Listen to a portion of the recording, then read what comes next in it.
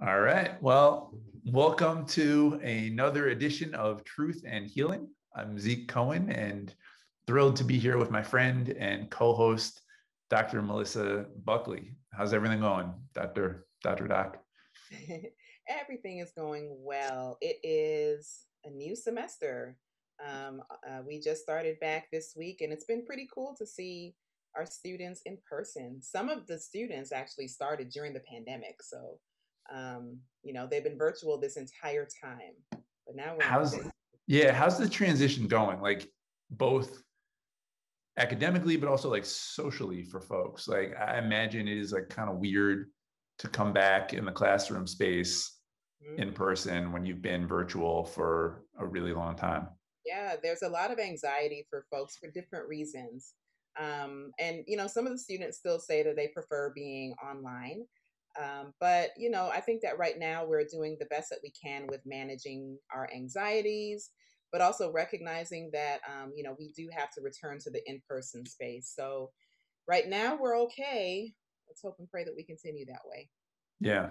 Yeah. Well, listen, obviously keep checking in and, you're the best at this already, but, just, that folks are going to be going through it, especially right now. So, just, I think keep showing up. I mean, your students love you anyway, but, it's a difficult time to be in college, I think.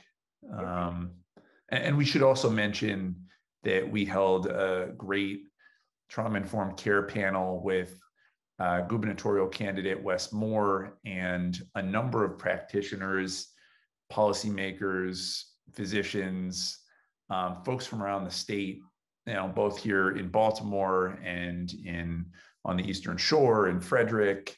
It's a really great conversation about some of the work that we've been doing here, but also what we could do as a state if we really invested all in on this work.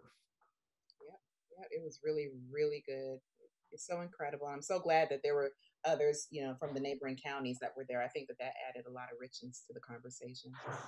Absolutely. And it was good to have Wes say that he wants to make Maryland the national leader in trauma informed care. And, I liked what you said, Melissa, about, everybody that is running at a state, local, or federal level should really commit to making this part of their work and part of their platform. So it's good to see this spreading. So today's conversation is going to focus on a tough topic that unfortunately is in the news right now because of the decision by the Supreme Court to end President Biden's moratorium on evictions. We know evictions are an incredibly traumatic, just awful experience. I've seen it up close and personal from when I was a nonprofit director working with young people. But really glad to have our two guests today who are just absolute experts and champions in this subject so that we can really get into it and break down what we are facing and what we can all potentially do about it. So with that, I'm going to introduce my colleague, and then maybe you could introduce our other guest. Odette Ramos has come into the city council with fire in the belly, has been an absolute champion on issues around affordable housing, played a major role in really getting the administration to reconsider the tax sale, which we know to be a really harmful practice that Baltimore has been engaged in. I know Odette's going to explain all that later, but just want to welcome onto Truth and Healing my friend and colleague Odette Ramos. Thank you so much for the opportunity, and of course, thanks for everything that you all do. And this work around Healing City is groundbreaking. So thank you both for everything that you're doing. I am learning a lot from you. Thank you for that. And I should also say Odette is also a member of the Trauma Informed Care Task Force and is bringing the sort of housing lens into the work. And it's been great having her on there. So great to have you. Excellent. And so I'm just going to give a really brief introduction of our next guest, Zaffer, who is an attorney. And it's interesting because we had a little chat about the misconceptions of attorneys, that many times people think that they just, are uncaring. But here we have one who cares and is obviously very committed to the cause. And so we are so thankful that you are here today, and we are really looking forward to hearing more from you. And I would just tail onto that, any fight, and Odette knows this well, that around affordable housing, around eviction prevention, you will always find Zaffer Shaw, always on the right side of history, but also able to, I think, both present some of the legal complexities, but also speak in a way that deciphers and decodes and makes it accessible for all of us. So again, appreciate you being on here. Wanted to see if you would just both start by sharing a bit about who you are, and in 2 minutes or less, why you got into this work around affordable housing, and just sort of at a personal level, like, why is it important to you? And maybe we'll start with Odette. Thank you. I appreciate that. Great question. I've been in Baltimore for about 30 years, being a nonprofit executive director, working for Senator Mikulski, working for being my own business owner. I started doing a lot of work in the community. Goucher. Oh, I went to Goucher, yes, of course, and then Rutgers after that, and got into the community development space within the last 10 years, maybe a little bit more than that, as the executive director of the Community Development Network of Maryland, and worked very closely with Zaffer on a lot of things. And in that, I've learned a lot about, and it really solidified my belief that if you do not have stable housing, your health, your mental health, everything else that you need to do doesn't fit, doesn't work. And so in order to achieve that, there has to be housing for everyone.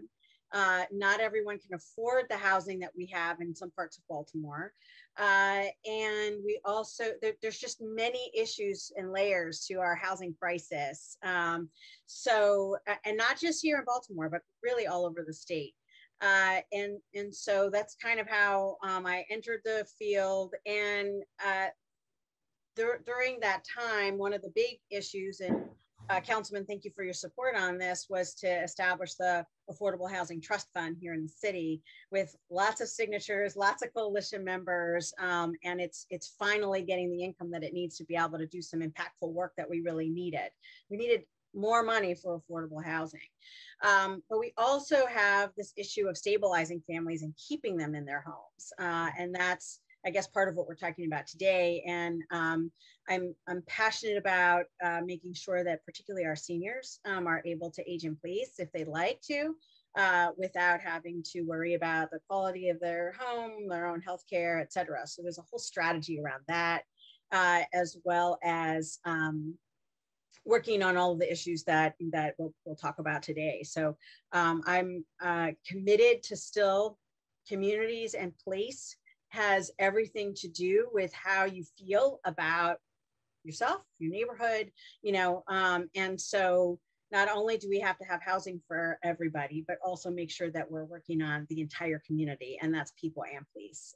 So I'm committed to that work, have a whole agenda that you'll see in the next, few months, in addition to what we've done so far, that really gets to that, particularly in Black and Brown communities. Excellent, thank you. And Zaffer?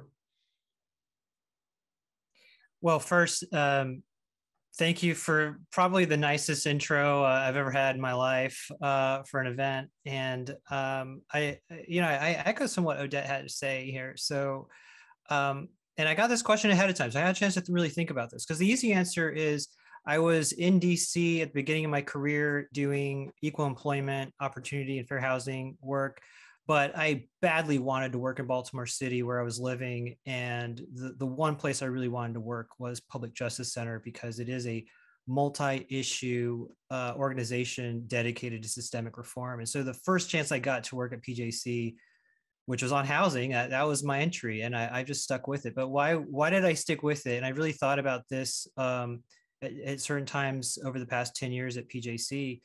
I grew up, my family came to the United States in the 1970s. I grew up in Dallas, Texas, really just trying to constantly figure out, like, why am I here?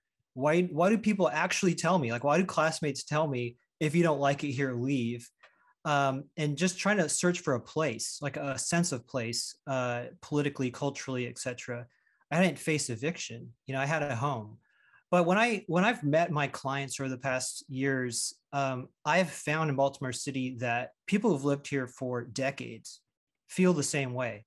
They're looking for their place. They are crushed constantly by the prospect that they are being told to leave, that they are economically and politically feeling excluded and on their way out. And that sort of disruption to their sort of psychological well-being, and really even just their sense of like empowerment to be in a community and to change that community. That's exactly the place where I grew up too. As different as Dallas and Baltimore are, as my experiences growing up have been for folks in Baltimore. So that's, I think, where I find it really meaningful to be fighting for people's right to housing and the right to stay in a community. Great, thank you so much for that answer. It's interesting. We had no idea, of course, that this conversation today was going to happen right at the same time that the nation is talking about the housing moratorium, and as well as here in Baltimore. Odette, you just mentioned housing for the elderly, and there was just an announcement today about our elderly population here in Baltimore City. So the timing is perfect. And with that in mind, I would like either of you to answer this question. It has been reported that over 26,000 Baltimore renters could be evicted. What are the consequences for our city and specifically for the individuals and families that will be affected?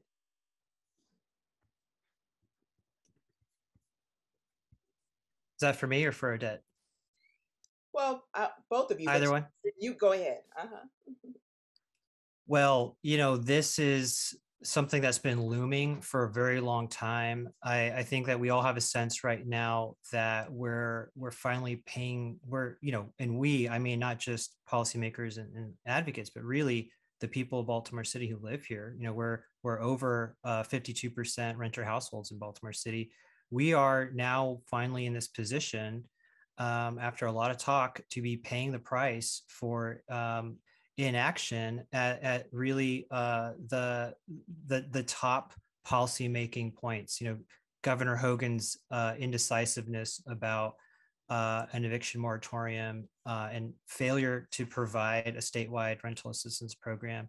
Really the failure at the state legislative session in January through April to put in place mechanisms for basically providing solutions that we need right now.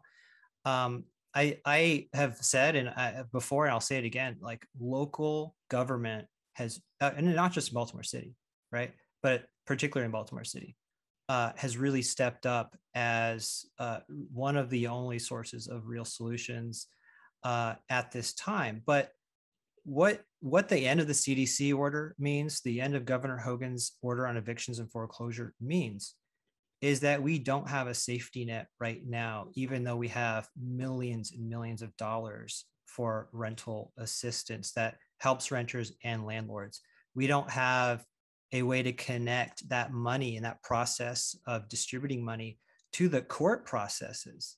Whether you're talking about eviction or foreclosure, like, we don't have a way to connect that local distribution process to the timeline of eviction. And that's one of the most frustrating things, I think, for lawyers who do this eviction prevention work, but particularly for renters who don't understand why they were being told all through this pandemic to leave their home by their landlord, but also being told that there's assistance that can help them. And they have been waiting in some instances for months, more than 3 months, 4 months, 5 months, to get the check in hand to give to the landlord. But now the judge is telling them that's not a reason for me to not evict you. And so the place we're at right now really does feel like a crisis. This is what's happening with these 20,000 or so families that can't pay their rent are the ones who have not been able to pay their rent this entire time. And it's a race right now to get that money out. And it's a challenge to figure out how to slow down the court process so that the money comes before the eviction comes. And just to add to that, when somebody gets evicted, they have a judgment on their record. And it's likely that they would not be able to either get to rent again or end up paying more rent because the landlord is saying, oh, you had a judgment, so I got to make sure that I'm not, that I have to insure myself to make sure that they have, that they, pay the rent. So this is compounding, really, the crisis. And as Zephyr said, the council, both last session and this session, has actually taken huge strides to try to address this issue. Last session, making sure that landlords could not charge late fees and also any rent increases. This council, last council also passed right to counsel, because right now a lot of renters enter court without a lawyer. And that is insane. So we do have right to counsel, but it needs to be properly funded. So it's not there yet. And then this council passed, a lease renewal bill so that people couldn't, toss out a tenant if their lease was up for renewal. And we also just passed a resolution urging Governor Hogan to reinstate the eviction moratorium and the General Assembly to take action, because it is unconscionable what is happening and the damage that this could do. People get a judgment, so they may not be able to rent again. Or it's a higher rent. It damages so much in terms of their financial, situation. We already have a crisis with people experiencing homelessness in Baltimore City, and it is going to get worse. And we have the opportunity for young people to go back to school, which is wonderful. And that could help people get, back to work, because part of this has been people can't pay the rent if they're not working and because kids are home. But, having to pay 12 months back rent means you actually have to earn like $30 an hour to be able to afford that. So this is also a stabilization families issue, where if we can get people their rental assistance, pay that back rent, then they have a chance to actually get back to work and do what needs to be done. And God forbid we shut down again because people are not getting vaccinated and we have a Delta variant. Because if we shut down again and kids are back at home, we're back to square one. Yeah. And so this is compounding, and it's dire. So for the inaction of the governor to happen is just unconscionable. And unfortunately, we as a council do not have the authority to put our own eviction moratorium in for the city. We do not have that authority. If we did it, we'd get sued. That's the issue there. So we're trying to take as much action as possible locally. Many of us are starting to canvass and go out and tell people about, the rental assistance so they can get that, because part of the issue is that a lot of people don't know about it. But it is, I just don't think people understand how much of a crisis this is going to be. Yeah, and council member, I want to pick up on that point, because I do think that for those of us who've been fortunate enough to always have a safe, stable home, this idea of eviction feels really foreign and is not something that I think people can naturally comprehend, like what it means to get thrown out of the place you're living in. I'll just tell a quick story, which is when I was, let's say, like 26, and I was running a nonprofit where we taught community organizing and civic leadership to high school students. And I'll never forget, there was a young woman, little girl, really. She was 15 years old at the time, living in East Baltimore. And her family was facing eviction. And I remember going over to her house while this was happening. And it was her little brothers and sisters, some of them 2 or 3 years old. And essentially all of their stuff, their life's possessions, was put into trash bags and unceremoniously thrown onto the sidewalk. And then I remember the sheriff going over and, very like nonchalant, very trying to be like slams the padlock on the door. Her little brothers are crying. Her father just looks despondent. And I just remember thinking about, that what that does to someone psychologically to like experience that as a 15-year-old, as a 3-year-old. A lot of this, what we talk about on Truth and Healing, is around trauma and how to prevent and respond to trauma. I'm wondering if you could both just sort of like decode eviction from the perspective of psychologically what it does to people, and why having 26,000 plus people potentially facing eviction for our city really is a crisis for Baltimore. And maybe start with Councilmember Ramos. Yeah, I am not, my background is not in psychology, so I don't know all the right, terms and all of that. But, it is something that could, I think, damage people's confidence. If someone ends up being, trying to get their life back together, people who have been used to making money and had an event where they couldn't, it was a medical event or COVID or whatever, and then all of a sudden couldn't provide for the families. It is traumatic. It is traumatic. And actually, I just read an article from Bloomberg that just came out saying that, making the case that improving housing actually lowers crime. And because some people are acting in this whatever way that they're acting, not because they're bad people. The trauma is so ingrained that, someone else is leading, whether they're part of a gang. I don't know all of the technical terms because I'm not an expert, but it certainly has effects citywide. And then, of course, when you talk about people going to the community action center to try to get help and aid, and, all of the costs that then come up for people who to try to get assistance. And so it doesn't make any sense to have people evicted. And it also goes with tax sale. I mean, just like you, Councilman, I witnessed someone getting kicked out of their family home for generations because somebody bought that house on tax sale. It's shameful. So the fact that those kinds of things are happening in our city, well, nationwide, but in our city, we have to do something, Yeah, absolutely. Zephyr, you want to jump in there just in terms of what you've seen, how it impacts the lives of your clients when eviction occurs? I think the really one of the unique facets of eviction in Maryland that folks don't really think about unless they've been through the experience is that it's not a one-time event. Our eviction with a lowercase e is, for a lot of my clients, a continual cycle of being sued, being threatened, making payments just to keep the sheriff off the doorstep.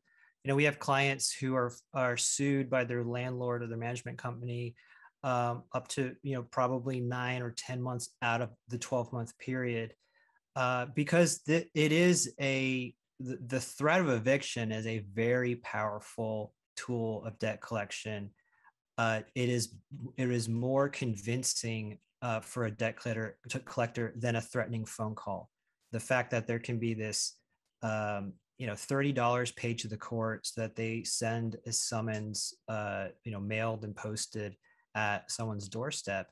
There's no better deal for a debt collector. And there's really nothing worse for a family than to come home and find those papers, maybe they're tacked on to the front door of a multi-family building, or they're stuck on the doorstep of their row home. So it's a long war, to use the phrase of the day. And those families come in. I mean, my families, I'm really talking specifically about Black women in their mid-20s, early 30s with children, folks who have a minimum wage job are losing time from those shifts to come to court repeatedly, just to find that a landlord or agent is dismissing the case. It's essentially the same thing as a hostile work environment, but it's with your home. It's with your finances, your budget, your ability to take care of the people that you love. And the thing about the actual eviction, like what you're talking about, Zeke, is it's not just that terrorizing moment where it all falls apart, but for my clients, it's also the total loss of their fight against this, not just the landlord, like the person or the company, but just like the system, right? That they've seen and they've heard about. Now they experienced it for so long. Like they're losing that battle, and it's really devastating. It's like everything comes together in that moment. And I think that it leads to a sense of, just loss of hope and agency. And one of the jobs for legal services attorneys is not just to provide the legal advice, but to also inform that person and their loved ones, like, this is not the end of the road. There's other things you got to take care of. These are the tools to take care of yourself. We can't provide folks money and a new place to stay, but we can give them information, which is empowering, we hope. Can I just offer, as you were talking a moment ago, it reminded me of an eviction that I witnessed, where the shocking thing about it was the child in this case, Zeke, it was very like matter of fact, which let me know that, to your point, like this happens to them quite often. And it's really easy for people who are in the comfort of their homes to say, well, you should do things differently, and so now it becomes a value-based type of a judgment. But the fact that this child wasn't she didn't appear to be traumatized, she didn't appear to be fearful. Mhm. Yet still, she was traumatized. She is traumatized by the repeated evictions that she has experienced in her young life. No, that's right. And,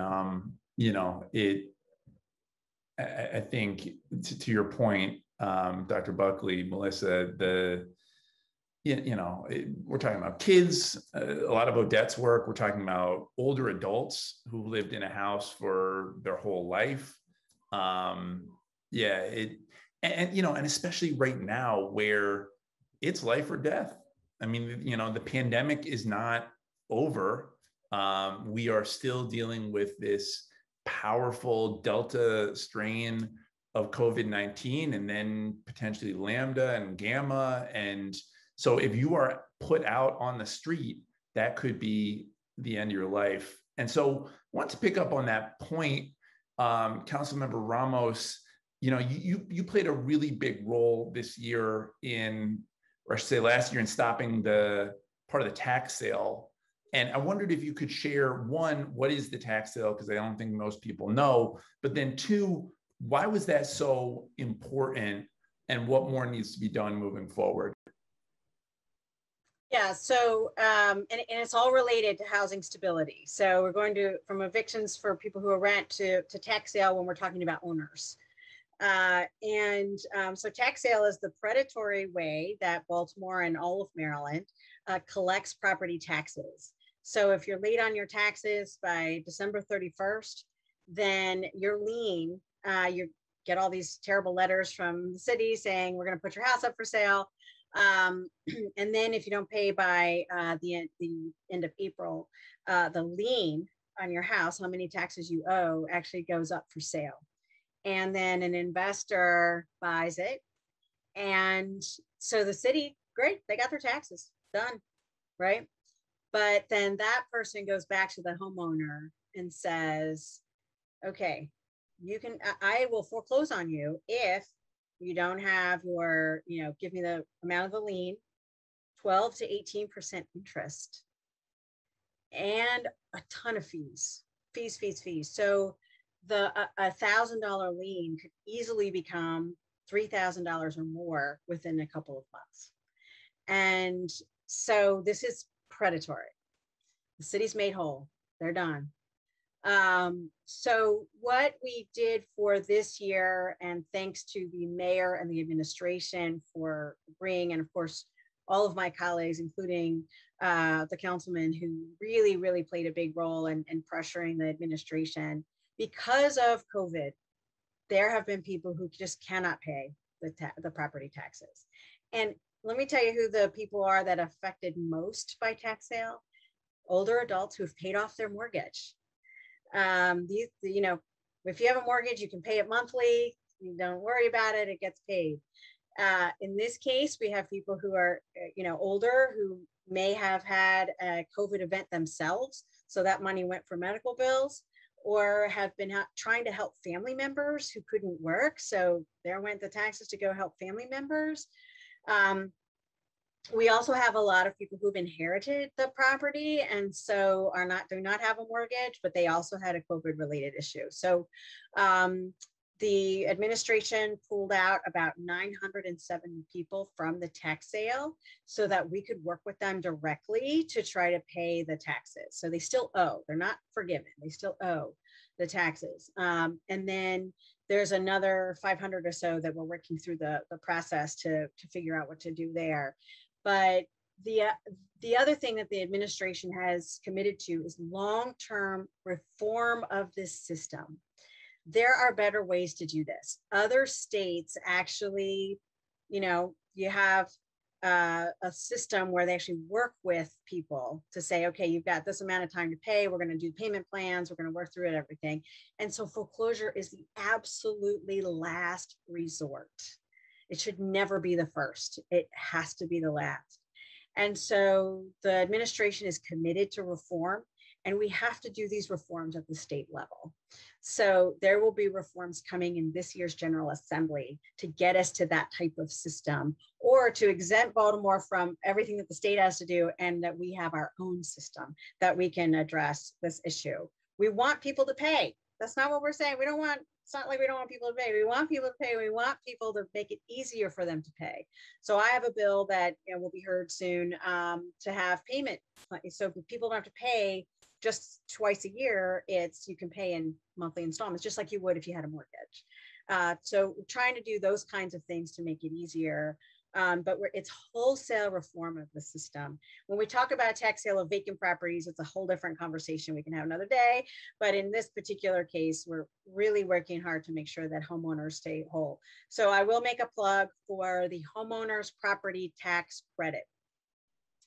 This is an amazing tool that more people need to know about. It is a state credit that people who are earning $60,000 or below, who own their home, can apply for. And in a lot of cases, depending on your income, it will wipe out your property tax debt.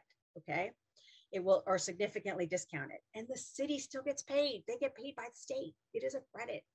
And so we are about to launch on Tuesday a major campaign to get more older adults in particular, and people who are earning $60,000 or below, to apply for this program. Yeah, unfortunately, you have to apply every year. So for my 90-year-olds, we have to get into a system of actually reminding, and getting that process going.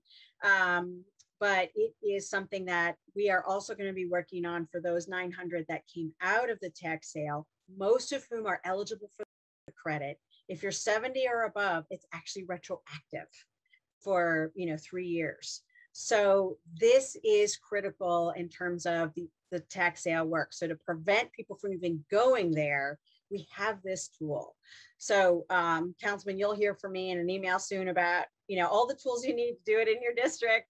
But also we'll be with the mayor on Tuesday to launch this major campaign about this amazing tool and you'll actually see a notice in your water bill about it as well, to apply for the homeowner's tax credit. Or if you get it and you know grandmom or your aunt or somebody, you can help them with the application. You can also call our office to get help with the application. It's not difficult. It's just getting the paperwork for your proof of income that becomes the issue. But use it. It is underutilized right now. And so we want to be able to get people to use it. So thanks for allowing me to make that plug. That is really, really, really good news. I'm so excited to hear that. We have very good friends who are older adults who I know will be very happy and relieved to know that this is coming down the pipeline. So thank you for your work. Zephyr, I have a question for you. And actually, let me tell you that your Washington Post article is actually required reading in my policy class. So you can kind of consider yourself to be like an adjunct professor. Nice. So you don't get paid for it, just to be clear. Of course. In your article, you stated that housing is a human right, but Maryland's system works mostly for landlords. Can you tell us a little bit more about that, and why do you believe that housing is a human right?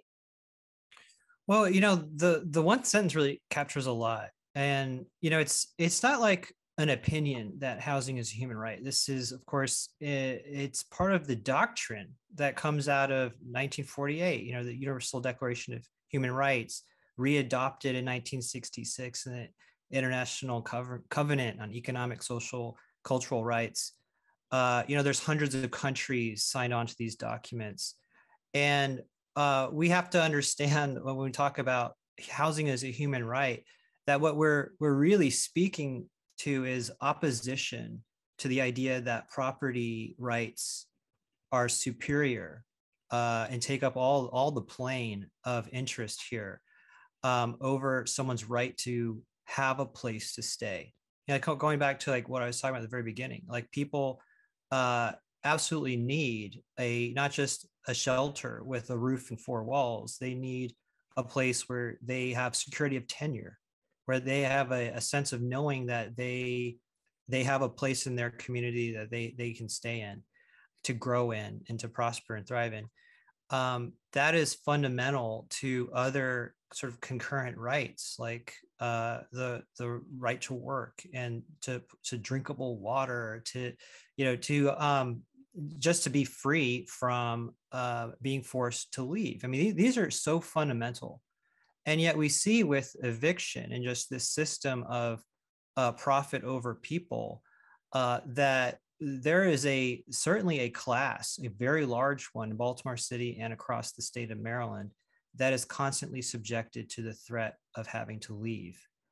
This is in some senses a business model. It makes completely clear why we have to recognize housing as a human right, because otherwise, if you only recognize it as property rights, as the right to profit off of housing, you will have a permanent underclass of people. You will not be able to develop communities and the state unless you provide these mechanisms for sustainable, affordable, and long-term affordable housing.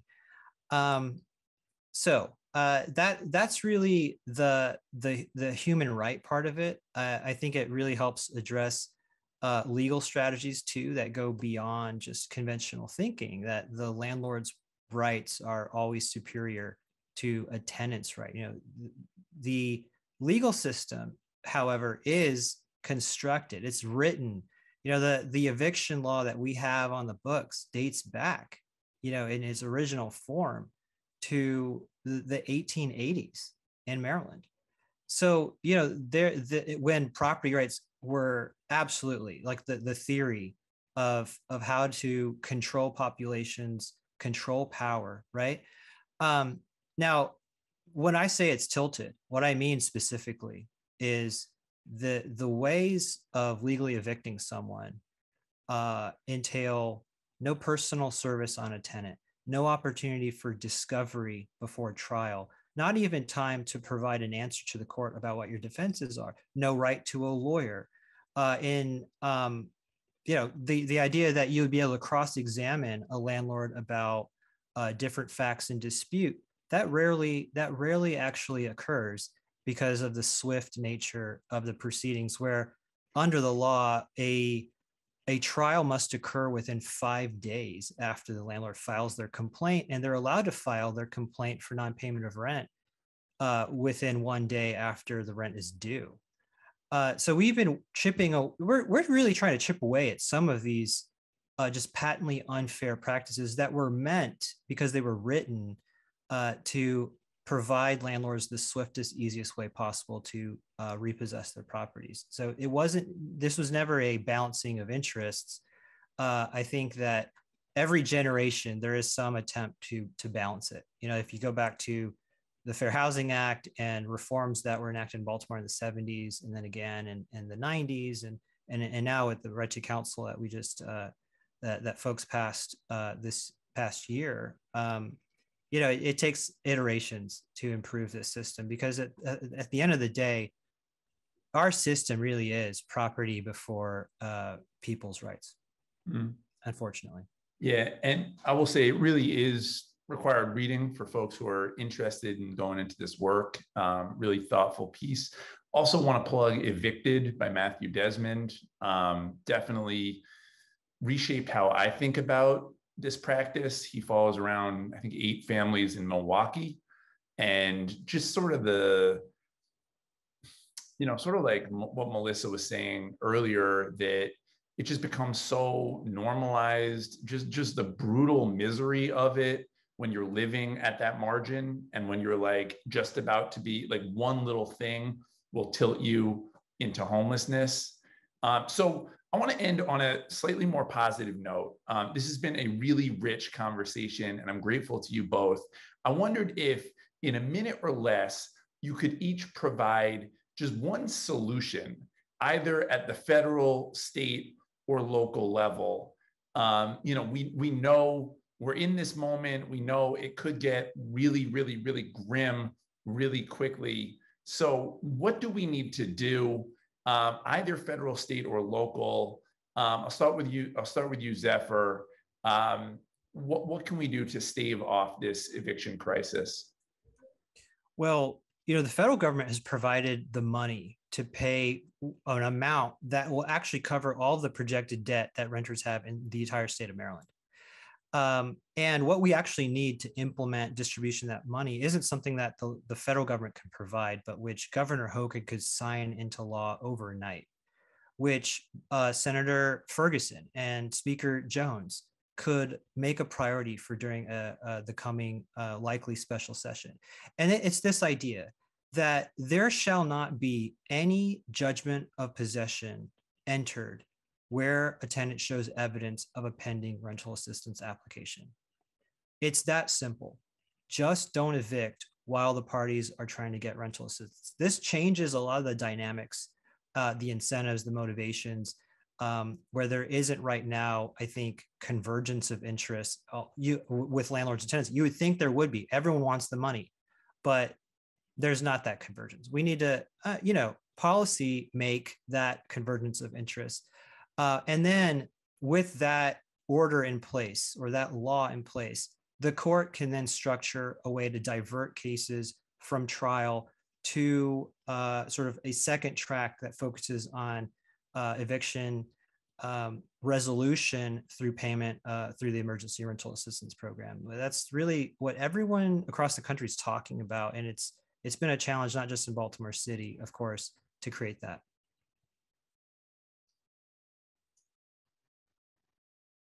The Mayor's Office of Children and Family Success is actually working on a court diversion program, but that's to have somebody there in the court system trying to catch people as they're, coming in and saying, hey, rental assistance, and talking to the judge.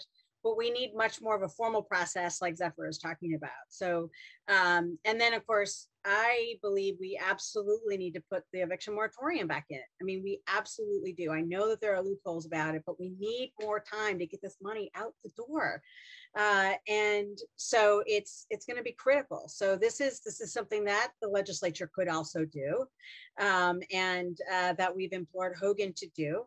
I've been talking with my colleagues across the state to have similar messaging, and you'll start seeing that. So it is something that's going to be very important as we try to mitigate this particular crisis. And then we'll get to the next one, I'm sure, but that to help a lot more families. We actually don't want them to get all the way to the court process because a lot of them sometimes just don't show up. So having the court be the backstop isn't always going to be as effective. So getting out there, making sure that that people know about the rental assistance, but also having that moratorium so that there's more time. Absolutely. And I want to thank my colleague for really leading the charge, putting out a resolution on just that, unanimously supported, just calling on the governor to, I think, as you said, do his part of the work, do his job, and extend the eviction moratorium as we continue to muddle through this pandemic. Well, listen, this has been at times painful, but really important conversation about evictions and the stress and trauma that they so often cause. And I want to just thank you and pass it over to my colleague as well for not only this really enlightening, rich conversation, but also just for the work that you both do on a daily basis to try to keep people in their homes and, I mean, that should be I always think in the richest state, in the richest country in the world, the fact that we're facing 26,000 people here in Baltimore could be put out on the street. There is something just deeply shameful and immoral about that. So I thank you for the work that you're doing and pass over to my colleague. I just really wish we had more time. I really do. But we truly appreciate you both for your efforts and for your commitment. And thank you for the time today. And I hope that we will continue to have these conversations. Maybe you guys can come back at some point in time. Thank you so much for being here with us today. Thank you. Yeah, and thank you so much. Thank you. And thank you to all of our viewers as well for tuning in. Appreciate you, Dr. Melissa Buckley, who is back in school, teaching social work over there at Coppin, and just appreciate all that you bring. Looking forward to our next conversation with Truth and Healing in about 2 weeks. But this has been really, really, really great. So thank you to everybody.